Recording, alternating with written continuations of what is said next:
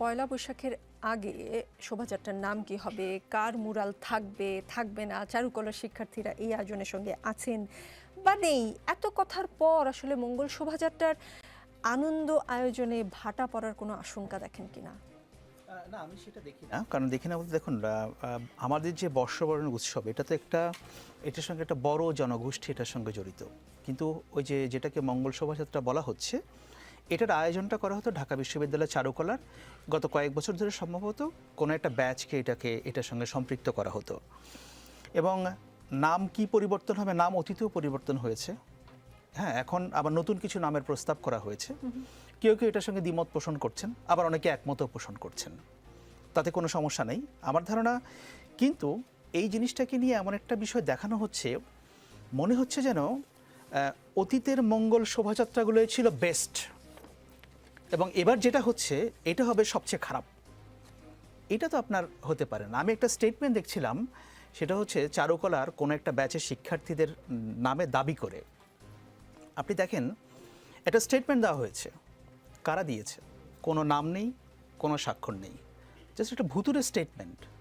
আপনি ঢাকা বিশ্ববিদ্যালয়ের মনোগ্রাম ব্যবহার করেছেন, সায়েদ আবদুল্লাহ ঢাকা বিশ্ববিদ্যালয়ের শিক্ষার্থী। আমি কি চাইলে আমার ব্যক্তিগত ক্যাপাসিটিতে আমি ঢাকা বিশ্ববিদ্যালয়ের মনোগ্রাম ব্যবহার করে একটা ফ্যাক্স করে দিতে পারি? এটা তো নিয়মের লঙ্ঘন।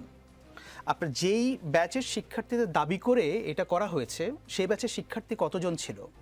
তারা কি 20 জনের নামও দিতে পারেনি তাদের সেখানে, যে আমরা আমরা আমরা মনে করছি?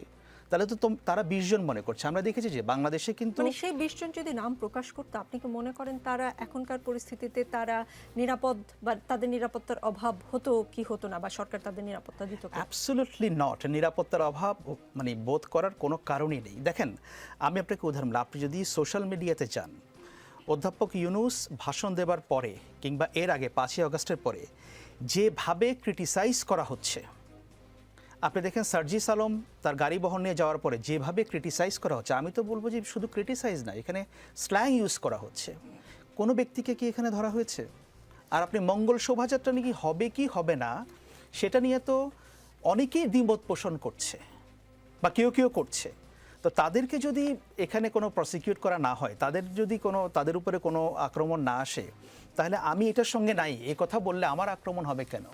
আর দ্বিতীয় কথা হচ্ছে, বাংলাদেশে একটা গোষ্ঠী আছে যারা মনে করত এই সংস্কৃতি জগৎটা তাদের ইজারা নেওয়া, এখন সেটা ভেঙে গেছে, এটা তাদের সহ্য হচ্ছে না।